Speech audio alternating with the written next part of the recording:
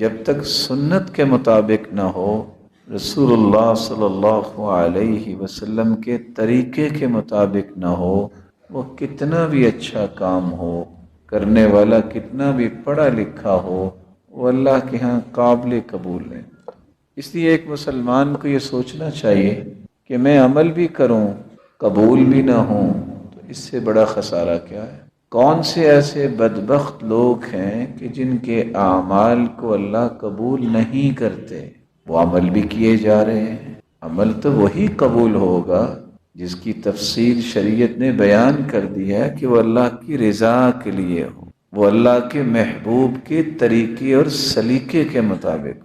تو وہ لوگ جن کا عمل قبول نہیں ہوتا، مشرک انسان جو ہے اس کا عمل قبول نہیں ہوتا۔ قرآن مجید میں اللہ ذوالجلال کا فرمان ہے، ذَلِكَ هُدَى اللَّهِ يَهْدِي بِهِ مَن يَشَاءُ مِنْ عِبَادِهِ وَلَوْ أَشْرَكُوا لَحَبِطَ عَنْهُمْ مَا كَانُوا يَعْمَلُونَ۔ اللہ تعالیٰ نے 18 نبیوں کا تذکرہ کیا۔ نبیوں کا تذکرہ کرنے کے بعد فرمایا اگر یہ انبیاء بھی شرک کرتے تو ان کے بھی سارے اعمال ضائع چلے جائیں، باقی تو کوئی ذات بچی نہیں۔ روئے زمین پہ بسنے والی بنی نوع انسان جو ہے، آدم سے لے کے اور آج تک اور قیامت تک، اس میں سب سے اعلیٰ تو انبیاء ہی ہیں۔ اگر اتنے انبیاء کے بعد اللہ تعالیٰ نے یہ بات کہہ دی ہے کہ اگر یہ انبیاء بھی شرک کرتے تو ان کے اعمال بھی حبط عنہم ضائع چلے، تو میں اور آپ کیا حیثیت رکھتے ہیں اللہ کے ہاں؟ اسی زندگی میں شرک کے قریب نہ جائیں۔ اللہ کی ذات جیسی کسی کی ذات نہ سمجھ، اللہ کی صفات جیسی کسی کی صفات نہ سمجھ۔ یہ اولاد دینا، یہ بگڑی بنانا، کسی کی فریاد سننا، کسی کو خزانے دینا اور طرح طرح کی جو امیدیں انسان مخلوق سے لگا لیتا ہے، یہ صرف اللہ سے لگانی چاہیے۔ اگر اس میں سے کسی بات کو اختیار کر لیا، جو چاہے اعمال کر لے، قبول نہیں ہو۔ یعنی سوچنے کی بات یہ ہے، حدیث آپ نے سنی ہوئی ہوگی، مکھی کی کیا قیمت؟ دیوی کے نام پہ مکھی کا چڑھاوا چڑھانا تھا۔ سفر پہ نکلے شکار پہ دو لوگ، ایک نے کہا میں تو یہ کام نہیں کروں گا، مکھی بھی تو اللہ کی مخلوق ہے نا، میں کسی اور کے نام پہ تو چڑھاوا نہیں چڑھا سکتا۔ اس کو قتل کر دیا گیا، وہ جنت میں چلا گیا۔ اور ایک نے کہا مکھی ہے نا، چڑھاوا چڑھایا، وہ جہنم میں چلا گیا۔ کوئی ہے دکان یہاں وطن عزیز میں جہاں مکھیاں بکتی ہیں؟ کوئی نہیں۔ کیا قیمت ہے مکھی؟ اگر مکھی کا چڑھاوا بھی غیر اللہ کے نام پہ چڑھانے پہ راضی ہو جانا جہنم کا باعث ہے، تو 10 من دودھ جو ہے کسی ایسی جگہ پہ بھجوانا جہاں شرک ہوتا ہے، اس کا کیا بنے گا بیچارے؟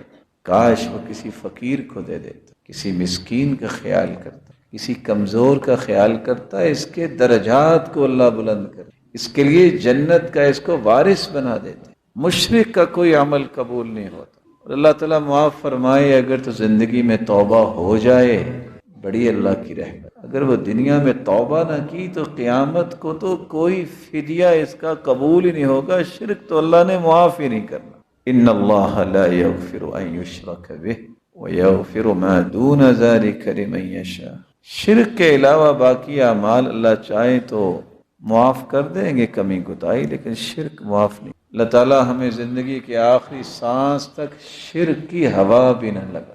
ریاکار کا عمل بھی اللہ قبول نہیں کرتا۔ شہرت کے لیے، لوگوں کے دکھلاوے کے لیے، واہ واہ کے لیے، نمائش کے لیے، کہ لوگ کہیں واہ کیا کام ہے جی، اس نظریے سے کیا ہوا کام وہ دنیا جہان کا نیک انسان بھی کرے، وہ قبول نہیں ہو۔ صحیح بخاری کی روایت ہے، جو دنیا میں نمازیں تو پڑھتے تھے، لیکن اس لیے کہ لوگ کہیں بڑا نمازی ہے۔ اللہ تعالیٰ قیامت کے دن جب اپنے پنڈلی مبارک سے نور کے پردے ہٹائیں گے، سارے مومن سجدے میں گر جائیں گے، لیکن ریاکار سجدہ نہیں کر سکتے۔ یہ شہرت کے لیے نماز پڑھتا، جو اس لیے نماز پڑھتا تھا لوگ دیکھیں کہیں بڑا نمازی ہے، بڑا متقی ہے، سجدہ کرنا چاہے گا، جھک ہی نہیں سکے۔ یعود ظہرہ طبقا واحدا، اس کی کمر تختہ بن جائے گی۔ پھر سجدہ کرنا چاہے گا، سجدہ نہیں کر پائے گا، بلکہ خر علی قفا، پچھلی طرف گدی کے بل گر جائے۔ کون؟ ریاکار۔ اس لیے نہ کام کیا کریں دنیا راضی ہو جائے، کبھی دنیا راضی نہیں ہوتی۔ اس لیے نہ کام کیا کریں کہ میری شہرت ہو جائے، اخلاص سے کام کریں گے وہ شہرت ہوگی جو آپ اربوں روپے لگا کے بھی نہیں کر سکتے۔ یہ شہرت ہے کہ آپ سوئے ہوئے ہوں اور تمہارا رب کھربوں فرشتوں کے سامنے تمہاری تعریف کر رہا، یہ اصل شہرت کہ تم زمین پہ چلو تمہارے قدموں کی آہٹ جنت میں سنو۔ دنیاوی وقتی شہرت، وقتی تعریف، وقتی واہ واہ کے لیے کوئی کام نہ کیا کہ لوگ یہ سوچیں گے، کبھی لوگوں کا خیال نہ کر کہ تم نے حساب دینا ہے میرے پیارے اور معزز بھائیوں، اللہ کو، لوگوں کو نہیں۔ لوگ آج تو تعریف کریں گے، کل گالی بھی دیں گے، لیکن اللہ کے نورانی فرشتے جو تعریف کریں گے اس سے درجات بڑھیں گے۔ رسول اکرم صلی اللہ علیہ وآلہ وسلم نے اسے فرمایا تھا، ما کرہت ان یراہ الناس منک فلا تفعله بنفسک اذا خلوت۔ جو چیز تمہیں یہ پسند نہیں نا کہ لوگ دیکھیں تو کیا کہیں گے، وہ اکیلے بھی نہ کیا۔ دل کے حالات تو اللہ جانتے ہیں، دل میں تو پتہ ہی ہوتا ہے بندے کا وہ کیا سوچ رہا ہے، کس لیے کام کر رہا ہے۔ اگر لوگوں کو پتہ چل جائے تو وہ کرے گا، ایسا نہیں کرے گا، اکیلے بھی نہ کیا۔ آپ سوچ سکتے ہیں کہ کتنی بڑی بات ہے اللہ کی راہ میں شہادت، کتنی بڑی بات ہے، اتنی عظیم بات، جان ہی بندہ دے دے۔ لیکن حدیث میں آتا ہے ایک بندہ اپنی جان کی بازی لگاتے ہوئے بھی یہ چاہتا ہو شہید بھی ہو جاؤں، دنیا بھی تعریف کرے، جان بھی گئی۔ صحابہ نے پوچھا اسے قیامت کو کیا ملے گا؟ فرمایا لا شیء لہ، تم کہتے ہو اسے کچھ ملے گا، اسے کچھ بھی نصیب نہیں ہو۔ کیوں؟ اس کی چاہتی تعریف بھی ہو، اس کی تمنا تھی شہرت بھی ہو، اس کا شوق تھا لوگ کہیں بہت بڑا مجاہد ہے، بہت بڑا جرت والا ہے۔ وہ میدان جہاد میں ہو یا علم کے میدان میں ہو یا سخاوت میں ہو، کسی بھی معاملے میں اگر اللہ کی رضا مقصود نہیں ہے، لوگوں کے ہاں مقام چاہتا ہے، عمل قبول نہیں ہو۔ اللہ جانتا ہے اس سے بڑا خسارے والا کوئی نہیں ہے، نمازیں بھی پڑھ رہا ہے، روزے بھی رکھ رہا ہے اور قبول ہی نہیں ہوتے۔ دنیا میں آپ کسی فیکٹری میں کام کرتے ہیں، اگر وہ نکال بھی دے تو آپ کسی دوسری جگہ جا سکتے ہیں، لیکن قیامت کو اللہ نے کہہ دیا کہ مجھے کوئی بھی آپ کا عمل قبول نہیں ہے تو پھر کہاں جائیں گے؟ اس لیے جو بھی کام کریں یہ دعا پڑھ لیا کریں، اللہم انی اعوذ بک ان اشرک بک شیئا وانا اعلم واستغفرک لما لا اعلم۔ جب یہ دعا پڑھ لیتے ہیں تو اللہ ذوالجلال ریاکاری سے بھی اور شرک سے بھی محفوظ فرما۔ سیدنا عمر یہ بھی دعا کیا کرتے تھے، اللہم اجعلہ خالصا لوجہک الکریم ولا تجعل فیہ لأحد نصیبا۔ اللہ یہ عمل اپنے لیے ہی خالص رکھنا، کسی کا حصہ نہ اس میں ڈال۔ اللہم اجعل عملی کلہ خالصا واجعلہ لوجہک خالصا۔ اللہ میرے سارے عمل ٹھیک کر دے اور اپنے لیے خاص کر لے۔ تیسرا وہ بد نصیب جس کا عمل قبول نہیں ہوتا، وہ شخص ہے جو اللہ کے رسول کے طریقے کے مطابق کام نہیں، اللہ کے رسول کے طریقے کے مطابق جو کام نہیں کرتا۔ ویسے آپ سے مشورہ ہی ہے کہ جس محبوب جیسا اللہ نے بنایا ہی کوئی نہیں، اگر اس کی ادائیں کسی کو پسند نہیں ہے تو بندہ اللہ کو پسند آئے گا؟ اس جیسی ذات بنائی کوئی نہیں اللہ، اس جیسی صفات اللہ نے کسی کو عطائی نہیں۔ پوری کائنات اور 1,24,000 پیغمبر ایک طرف، محمد مصطفیٰ ایک طرف، اتنی بڑی ہستی مخلوق میں سے، اور بندہ کہے نہیں میں نے اس ہستی کے طریقے کے مطابق نہیں کام کرنا اور پھر وہ اللہ کا پیارا بن جائے، یہ کیسے ہو سکتا ہے؟ یہ تو توہین ہے کہ جس کو پوری کائنات سے اللہ نے افضل بنایا، تم کہتے ہو کہ نہیں میں نے اس کا کام، اس کی بات نہیں ماننی، کسی اور کی بات ماننی۔ اس سے بڑی توہین کیا ہے اس ہستی؟ اس لیے اس ہستی کے قول و کردار کو جب تک میں اپنے لیے نمونہ نہیں بناتا، میں ساری رات سجدے میں پڑا رہوں، جب تک اللہ کے رسول کا طریقہ نہیں ہوگا یہ عمل کبھی بھی قابل قبول نہیں۔ حدیث کے الفاظ ہیں من عمل عملا لیس علیہ امرنا فہو رد۔ دنیا کے اندر کوئی بھی انسان ہے اس نے کوئی بھی بڑے سے بڑا نیکی کا کام کیا ہے، اگر وہ اللہ کے رسول کے طریقے کے مطابق نہیں ہے تو وہ قابل قبول نہیں، مردود۔ حدیث میں آتا ہے جو نماز پڑھنے والے نا، یہ ہاتھ ان کے قیامت کے دن چمک رہے ہوں گے، چہرہ چمک رہا ہوگا، پاؤں چمک رہے ہوں گے، نشانی ہوگی یہ نمازی ہیں۔ صحیح بخاری اور صحیح مسلم کی روایتیں ہیں، قیامت کو جب حوض کوثر پہ اللہ کے رسول سب سے پہلے آئیں گے تو کچھ قومیں آئیں گی، اللہ کے رسول بھی پہچانیں گے، وہ بھی پہچانیں گے۔ اللہ کے رسول کیسے پہچانیں گے؟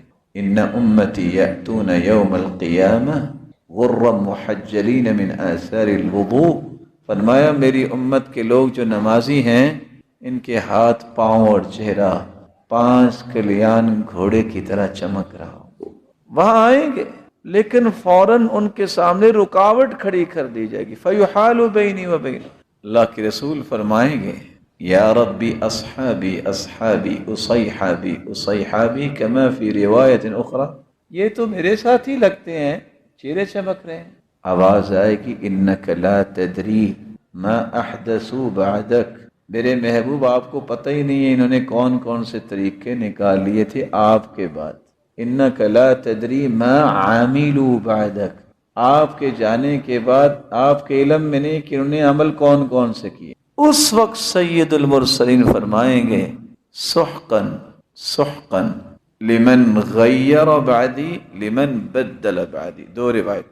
اگر ایسی بات ہے انہوں نے میرے طریقے کے مطابق عمل نہیں کیے، نئے نئے کام گھڑ لیے ہیں، ان کو میری آنکھوں سے دور کر دو۔ جنہوں نے تبدیلی کر دی، تغیر کر دی، ان کو میری آنکھوں سے دور کر دو۔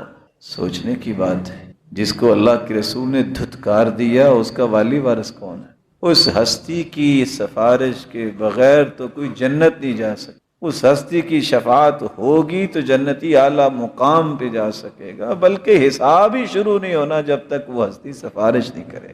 اس ہستی نے اگر کہہ دیا کہ ان کو میری آنکھوں سے دور کر دو، دھتکار دیا، یہ بیچارہ کہاں جائے گا؟ آپ لوگوں کو شاید غصہ آتا ہو جو بدعات میں پڑے ہیں، سچی بات یہ ہے دلائل کو دیکھ کے ترس آتا ہے، یا اللہ ان کی اصلاح کر دے، محنت بھی کرتے ہیں، کوشش بھی کرتے ہیں، یا اللہ سنت کے مطابق ان کو عمل کرنے کی توفیق، کیونکہ اللہ کے رسول صلی اللہ علیہ وسلم نے فرمایا جو بدعتی انسان ہے نا، اللہ تعالیٰ اسے دیکھنا بھی پسند نہیں کرتا، پردہ لٹکایا ہو، اور اس کی توبہ بھی قبول نہیں کرتے جب تک وہ بدعت کو چھوڑ نہیں دیتا۔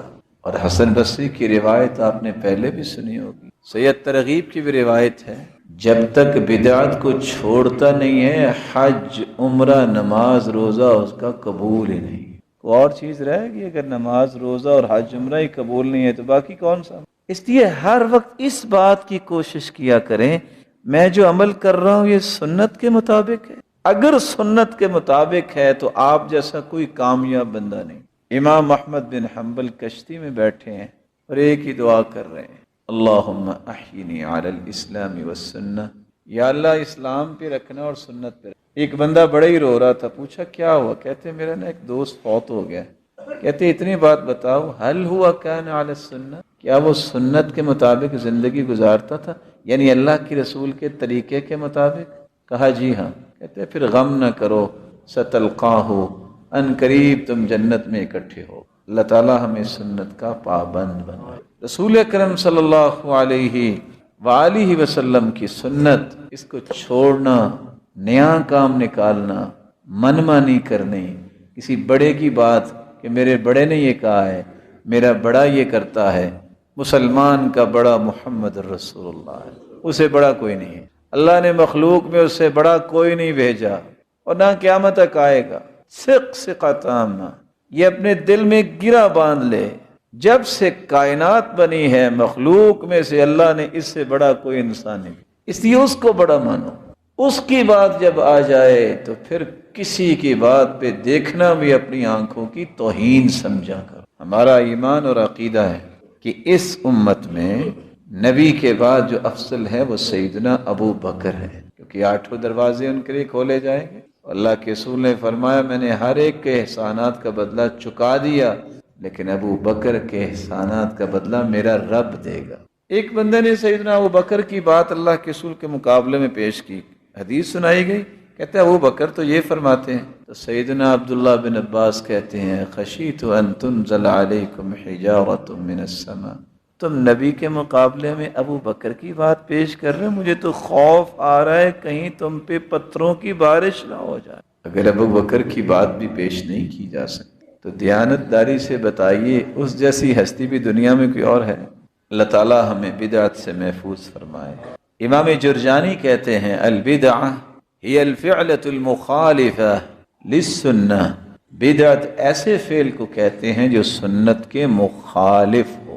امام ابن تیمیہ رحمۃ اللہ علیہ فرماتے ہیں البدعۃ فی الدین ما لم یشرعہ اللہ ورسولہ، جس کو اللہ اور اس کے رسول نے شریعت نہیں کہا اس کو شریعت ماننا یہ بدعت ہے۔ وَهُوَ مَا لَمْ يَأْمُرْ بِهِ أَمْرُ إِيجَابٍ وَلَا اسْتِحْبَابٍ، جس کا حکم اللہ اور اس کے رسول نے نہیں دیا اس کو کہنا کہ یہ بھی دین کا حصہ ہے، یہ بدعت ہے۔ بعض لوگ نا آپ کو دھوکہ دینا چاہیں گے، وہ پتہ کیا کہیں گے، یہ بدعت کی رٹ لگائی رکھتے ہیں، آپ بھی تو نہیں تھے نا اللہ کے رسول کے زمانے میں، تو آپ بھی بدعت ہوئے۔ یہ چکمہ دینے کے طریقے ہیں۔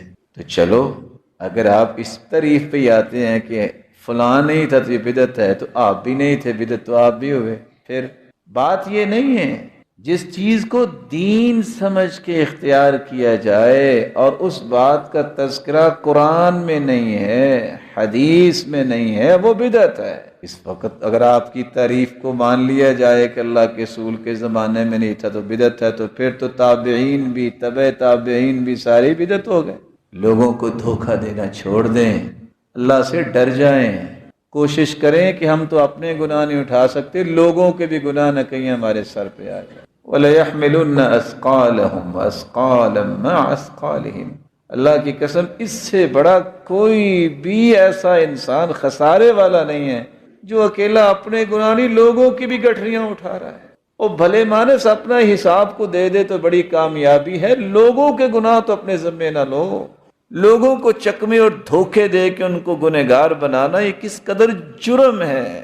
نبینا دنیا کے راستے میں چل رہا ہو، کوئی غلط راستہ بتا دے، حدیث کہتی ہے لعن اللہ من کمہ اعمى عن الطریق، دنیا کا راستہ جو کسی نبینے کو غلط بتا دے اس پہ اللہ کی پھٹکار ہے، دھتکار ہے، لعنت ہے۔ تو جو دنیا کو جنت کا راستہ غلط بتا دے اس پہ کیا ہوگا؟ یہ راستہ تو کوئی اور بتا دے گا نا، یہ زیادہ سے زیادہ وہ کھڈے میں گر جائے گا نا۔ جس نے جنت کا راستہ غلط بتا دیا لوگوں کو، کتنی بڑی ذمہ داری ہے کہ جنت کا راستہ الٹ بتایا۔ راستہ جنت کا ہے قرآن، اللہ کے رسول کا فرمان، جس میں شک کی گنجائش ہے۔ اس کو راستہ یہ دے دینا کہ میری بات مانو، میں کون ہوں، میری حیثیت کیا ہے، میں 2 لفظ پڑھنے والا، میری کیا شان ہے۔ کھربوں ایسے ہوں اللہ کے رسول کے ایک فرمان پہ قربان کی جا سکے۔ جب تک یہ ذہن نہیں بنتا کہ پوری کائنات کے پڑھے لکھے اکٹھے ہو جائیں، ان کی دانش کو جمع کر لیا جائے، محمد مصطفیٰ کے ایک فرمان کا مقابلہ نہیں کر سکتے، اس وقت تک ایمان ہی درست نہیں ہو۔ اس لیے بدعات سے بچیے۔ یہ رجب کے کنڈے ہیں، یہ رجب میں اتنے روزے رکھیں، یہ اتنی رکعتیں پڑھیں، یہ ملے گا اور یہ ملے گا۔ اللہ سے ڈر جائیے، اللہ کے رسول سے تو کوئی ایسی چیز ثابت نہیں۔ ہو کیسے سکتا ہے کہ اللہ کے رسول سے بات ثابت اور صحابہ نے نہ کی ہو؟ جانتے ہیں صحابی کون ہوتا؟ جو ایک ایک سنت پہ جان نشاور کر دیتے تھے۔ دنیا کے اندر علم پھیل چکا ہے، مکتبات موجود ہیں، دنیا کی کسی کتاب میں کسی حدیث میں ایسا لکھا ہے کہ اللہ کے رسول نے یہ کیا ہو، اللہ کے رسول کے کسی صحابی نے ایسا کیا ہو۔ آپ روزہ رکھیں گے تو اتنے رمضانوں سے بھی زیادہ فائدہ ہوگا۔ کیسی عجیب بات ہے، کبھی انسان کو اپنی عقل سے بھی سوچنا چاہیے، بھی سارے سال سے تو افضل روزے بنائے رمضان کے، اور ایک بات اچانک سامنے آ جائے کہ رمضان سے بھی کوئی افضل ہے، کوئی مانے گا عقل مند؟ ایک طرف تو اللہ کے رسول نے بیت اللہ کی شان بیان کی ہے، ذی الحجہ کی شان بیان کی ہے، اور وہاں اچانک سے کوئی ایسی حدیث آ جائے کہے کہ بیت اللہ سے بھی اور ذی الحجہ سے بھی افضل ثواب ہوگا، عقل مانتی ہے؟ تناقض ہو گیا نا۔ نبی کی بات میں کبھی تناقض نہیں ہوتا، یہ اصول یاد رکھیے گا۔ اللہ کے رسول کی بات آپس میں کبھی ٹکرائی نہیں ہے۔ 1400 سال گزر گئے، یہ ہمیشہ دنیا کو برباد کرنے والے نئی نئی چیزیں پیش کرتے ہیں جس کا حدیث میں کوئی تذکرہ نہیں، جس کے بارے میں رسول اللہ صلی اللہ علیہ وسلم نے کوئی رہنمائی نہیں فرمائی۔ اور میری بات کو یاد رکھیے گا، آپ میرے لیے بہت عزت والے ہیں، اللہ آپ کی عزتوں میں اور برکت فرمائے۔ دنیا کے کونے سے لے کے دوسرے کونے تک چکر لگائیں، جتنے فتنے آپ کو ملیں گے اس کے 2 سبب ہیں۔ کائنات کے اندر جتنے فتنے ہیں اس کے 2 سبب۔ پہلا سبب، فتنہ اس وقت پیدا ہوتا ہے جب میں اور آپ کسی ایسی بات کے پیچھے چل پڑتے ہیں جو قرآن و حدیث سے ثابت نہیں۔ کوئی دنیا کا فتنہ اٹھا کے لائیں، میں اس کی وضاحت آپ کے سامنے پیش کر دیتا ہوں۔ آپ کے فتنہ بنتا ہی اس وقت ہے جب اللہ اور اس کی رسول کی بات کو پسے پش ڈال کر کوئی نیا ایشو کھڑا کیا جاتا ہے۔ قرآن و حدیث کو اختیار کرنے سے کبھی فتنہ نہیں پیدا، جو چیز ثابت نہیں اس کو دین لوگ سمجھ بیٹھے۔ اور دوسرا سبب، جب اسلام کی شمولیت سے لوگوں نے انکار کر دیا۔ کیا مطلب شمولیت کا؟ اسلام کے اندر ایمان بھی ہے، عبادت بھی ہے، اور اس میں اقتصادیات بھی ہیں، اس میں زندگی کے معاملات بھی ہیں، علم بھی ہے، جہاد بھی ہے، ذکر، اور اسی طرح بڑوں کا احترام بھی ہے، چھوٹوں پہ شفقت، یہ ساری چیزیں مل کے ایک اسلام بنتا ہے۔ جب شمولیت کا انکار ہوتا ہے تو جس بندے کا ذوق ہو کہ میں نے بس ذکر ہی کرنا ہے، اس کو نہ علم سے غرض ہے، نہ اسے جہاد سے غرض ہے، نہ اسے کسی اور بات سے غرض ہے۔ اس کے ہاتھ میں تسبیح ہوگی، وہ کسی سے بات نہیں کرے گا، بس جی یہ اللہ والا بن گیا ہے۔ اللہ کے رسول کے 1,44,000 صحابہ تھے، ایسا کوئی اللہ والا نہیں تھا جو یہ کام کرتا اور دنیا کا کوئی اور کام نہ کرتا۔ وہ اپنے گھر میں ذکر و فکر کی کتابیں رکھے گا، کسی سے بات نہیں کرے گا۔ صرف یہ دین نہیں ہے کہ آپ کہیں باقی سب باطل ہے، دین یہی ہے۔ اس لیے سلف کہا کرتے تھے تسبیح کے دانوں پہ جہاں ذکر گنتے ہو، کبھی ایک تسبیح آئے اس ہاتھ میں پکڑ کے اپنے گناہ بھی گن لیا کرو۔ جب تک بقیہ کاموں کو آپ اختیار نہیں کرتے، آپ دین کے لیے گالی بن جائیں گے کہ دین تو ناقص نہیں ہے۔ کسی کا جہاد سے تعلق ہے، وہ کہتا ہے بس جہاد ہی جہاد ہے، علم سے کوئی مسئلہ نہیں ہے، کسی بڑے کا احترام نہیں کرنا، یہاں فتنہ پیدا ہوتا ہے۔ کسی کا دعوت میں ذوق ہے تو اس کو پتہ نہیں بچوں کی بھی تربیت کرنی ہے، میں نے علم سیکھنا ہے، میں نے لوگوں کے بھی حقوق پورے کرنے ہیں، وہ کہتا ہے بس میں پوری زندگی کے لیے وقف ہوں، وہ گھر ہی نہیں آتا۔ یہ دین نہیں ہے۔ دین یہ ہے جو صحابہ نے اختیار کیا، وہ مجاہد بھی تھے، وہ علم بھی سیکھتے تھے، وہ اللہ کے رسول کے طریقے کے مطابق تجارت بھی کرتے تھے، انہوں نے لوگوں کو جو ہے وہ دنیا کے کونے کونے تک لوگوں کی کمانڈرنگ بھی کی ہے۔ کیا کام نہیں صحابہ نے کیا؟ آپ کسی ایک جزی کو پورا اسلام جب کہیں گے تو باقی چیزیں ختم ہو جائیں گی، یہ اسلام کی تعریف سامنے نہیں آئے گی، وہاں فتنے کھڑے ہوں۔ علم بھی سیکھیے، اللہ کا ذکر بھی کیجئے، بچوں کی نیک تربیت بھی کیجئے، گھر والوں کے حق حقوق بھی پورے کیجئے، اللہ کے بھی حقوق پورے کریں، مخلوق کے بھی حقوق پورے کریں، بڑوں کا احترام کریں، چھوٹوں پہ شفقت کریں، خیر خواہی کو غالب کریں، برائی کا حصے دار نہ بنیں۔ جب تک یہ ساری چیزیں نہیں ہوں گی اسلام تو مکمل نہیں ہوگا۔ ادخلوا فی السلم کافہ، قرآن نے اس لیے کہا ہے کہ اسلام میں پورے داخل ہو، ایک ہی حصہ داخل نہ ہو، پورے داخل ہو۔ آپ دنیا میں کوئی فتنہ اٹھا کے دیکھیں، اس کے 2 سبب ہوں گے۔ اگر کسی کو سمجھ آ جائے وہ ہر قسم کے فتنے سے بچ سکتا ہے۔ اللہ تعالی ہم سب کی حفاظت فرمائے۔ وآخر دعوانا الحمدللہ علی احسانہ والشکر لہ علی توفیقہ وامتنانہ، اما بعد۔ بدعت جب عام ہوتی ہے تو سنت ختم ہو جاتی ہے، جب سنت پہ عمل ہوتا ہے تو بدعت ختم ہوتی ہے۔ حدیث کہتی ہے قیامت کے نزدیک 3 چیزیں بڑی مہنگی ہو جائیں گی۔ پہلی چیز سنت یعمل بہا، سنت آہستہ آہستہ مہنگی ہو جائے گی، ختم ہو جائے گی، بہت تھوڑے لوگ سنت کے مطابق زندگی گزاریں۔ وَأَخٌ لِيُسْتَأْنَسُ بِهِ، ایسے لوگ ختم ہو جائیں گے جس کے پاس بیٹھ کے ایمان تازہ کر لیں۔ وَدِرْهَمٌ حَلَالٌ، حلال لقمہ بہت مہنگا ہو جائے گا، لوگوں میں پرواہ ختم ہو جائے گی کہ حلال و حرام میں تمیز کرے۔ یہ 3 چیزیں بہت مہنگی ہو جائیں گی، اور آج وہی حال ہو گیا۔ بدعات طرح طرح کی موجود ہیں، سنت پہ عمل کرنے والا بہت تھوڑا انسان ہے۔ سبب کیا ہے؟ شیطان نے ایسا چکمہ دیا، ایسا ورغلایا، گناہ کو اتنا خوبصورت بنایا۔ افمن زین لہ سوء عملہ فرآہ حسنا، گناہ کو نیکی سمجھنے لگ گئے لوگ، اور یہ سمجھنے سے قاصر رہے کہ نیکی تو وہ ہے جس کا اللہ نے حکم دیا، جس کا اس کے رسول نے حکم دیا ہے۔ اگر وہ قرآن و حدیث میں بات نہیں ہے تو وہ نیکی نہیں ہو سکتی، کیونکہ قرآن بھی اللہ کا پیرا ہے اور محمد مصطفیٰ کی زبان پہ بھی اللہ کا پیرا ہے، اس میں غلطی کی گنجائش ہی نہیں ہے۔ باقی ہر انسان کی بات میں غلطی کی گنجائش ہے، اس لیے اللہ اور اس کے رسول کی بات آ جانے کے بعد کسی کی بات پہ توجہ کرنے کی ضرورت ہی نہیں ہے۔ اور یاد رکھیے گا، کچھ نشانیاں میں بیان کر دوں، بدعتی اور سنت کے مطابق کام کرنے والے کا فرق کیا ہے۔ امام احمد بن سنان کہتے ہیں لیس فی الدنیا مبتدع الا وهو یبغض اہل الحدیث، دنیا کے اندر جتنے بدعتی ہیں یہ حدیث کی بات کرنے والوں سے بغض رکھتے۔ آپ چیک کر کے دیکھیں، کوئی حدیث پیش کیجئے بخاری کی، مسلم کی، اگر تو وہ خوشی سے مان لے تو سمجھ لینا نیکی ہے، اگر وہ آگے سے چمک کھائے سمجھ لینا یہ بدعتی کی نشان ہو۔ اللہ کے رسول کا فرمان اور دل میں محبت نہ ہے۔ ثابت البنانی اپنے استاد انس بن مالک کو کہتے ہیں ذرا آنکھیں قریب کرنا، میں ان کو ہی بوسہ دے دو جن آنکھوں نے اللہ کے رسول کو دیکھا ہے۔ یہ محبت تھی صحابہ۔ فَإِذَا ابْتَدَعَ الرَّجُلُ نُزِعَ حَلَاوَةُ الْحَدِيثِ مِنْ قَلْبِهِ، جب انسان بدعتی بنتا ہے تو اس کے دل سے حدیث کی محبت کھینچ لی جائے۔ حدیث کی محبت، حدیث کس کو کہتے ہیں؟ اللہ کے رسول کی بات کو، اللہ کے رسول کی ادا کو۔ جب تک اس چیز کی محبت دل میں رہے یہ صحیح راستے پہ ہے۔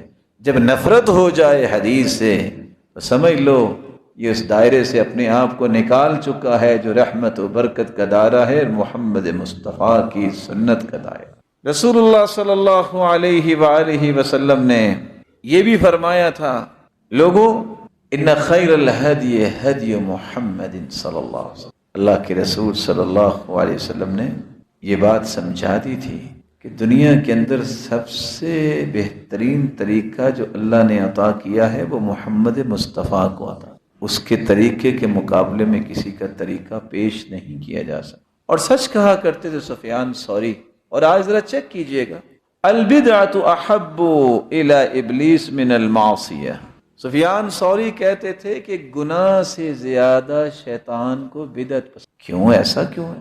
سبب یہ ہے لأن المعصیہ یتاب منہا والبدعۃ لا یتاب منہا، گناہ جس کو ہم کہتے ہیں اس سے تو توبہ کر لیتے نا لوگ کہ گناہ ہے جی، تو بدعت کو تو نیکی سمجھ کے کر رہے ہوتے ہیں، توبہ کیسے کریں گے؟ گناہ سے توبہ کر لیتا ہے، بدعت اصل میں وہ نیکی سمجھ کے کر رہا ہوتا۔ رسول اکرم صلی اللہ علیہ وآلہ وسلم نے اس لیے صحابہ کرام کو یہ باتیں سمجھائی تھی کہ اصل معیار یہ ہے کہ میں نے جو کام کیا ہے اس کے مطابق تمہیں کام کرنا ہوگا۔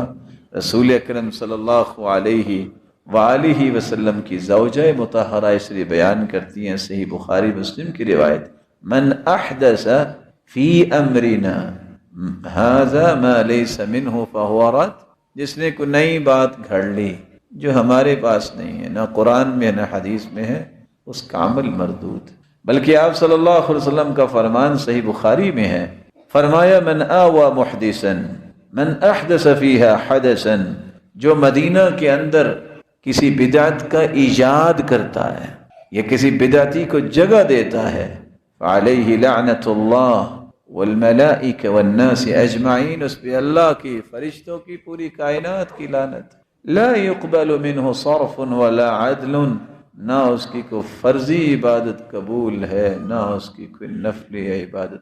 اس لیے ایوب السختیانی کہا کرتے تھے، ما ازداد صاحب بدعہ اجتہادا الا ازداد من اللہ بعدا، بدعتی جتنی کوشش کرتا ہے اتنا اللہ سے دور ہی جاتا ہے، کیونکہ اللہ کے رسول کے طریقے سے ہی بندہ اللہ کے قریب ہو سکتا ہے نا۔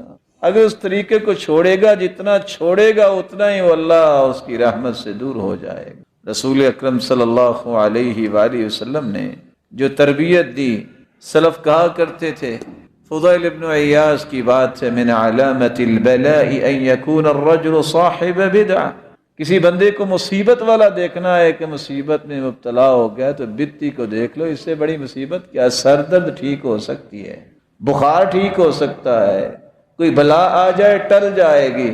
تو جس کو انسان خوشی سے سینے سے لگائے بیٹھا بدعت کو نیکی سمجھ کے، وہ دور کیسے ہوگی؟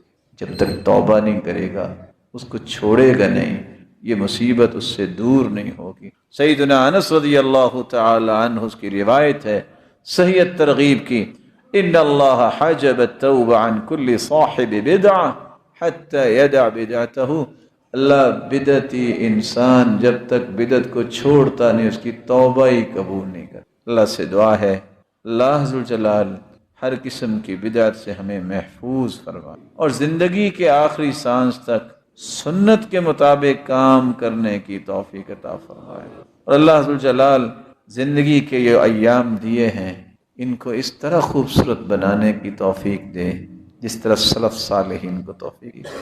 ہر وہ عمل کریں جس کا قرآن و حدیث میں تذکرہ ہے۔ چپل لینی ہو تو 5 دکانوں پہ میرے پیارے بھائیوں چکر لگاتے ہو کہ کہیں یہ ری سائیکل تو نہیں کیا گیا۔ دین کو سستا نہ سمجھو، آپ کوئی بھی عمل کرنے لگے دیکھو قرآن میں ہے حدیث میں ہے کر لو، اگر قرآن و حدیث میں اس کا تذکرہ نہیں یہ عمل نہیں ہوگا، یاد رکھنا یہ کوشش بھی آپ کریں گے محنت بھی کریں گے قبول نہیں ہوگا، کیونکہ دین صرف 2 چیزوں کا نام ہے۔ اللہ کے رسول صلی اللہ علیہ وسلم نے جاتے ہوئے فرمایا تھا ترکت فیکم امرین، لوگوں میں 2 چیزیں تم میں چھوڑ کے جا رہا ہوں، لن تضلوا ما تمسکتم بہما، جب تک ان 2 چیزوں کو تھامے رکھو گے کبھی تم گمراہ نہیں ہوگے، کتاب اللہ و سنت رسولی، ایک اللہ کا کلام ہے، ایک اس کے پیارے محبوب کا فرمان ہے۔ یہ 2 چیزیں جس کو کتاب و سنت کہتے ہیں، جس کو قرآن و حدیث کہتے ہیں، اس کو تھامنے کے بغیر نہ گمراہی سے بندہ بچ سکتا ہے اور نہ ہی نجات پا سکتا۔ اللہ ان دونوں کے مطابق ہمیں زندگی گزارنے کی توفیق عطا فرمائے۔ وآخر دعوانا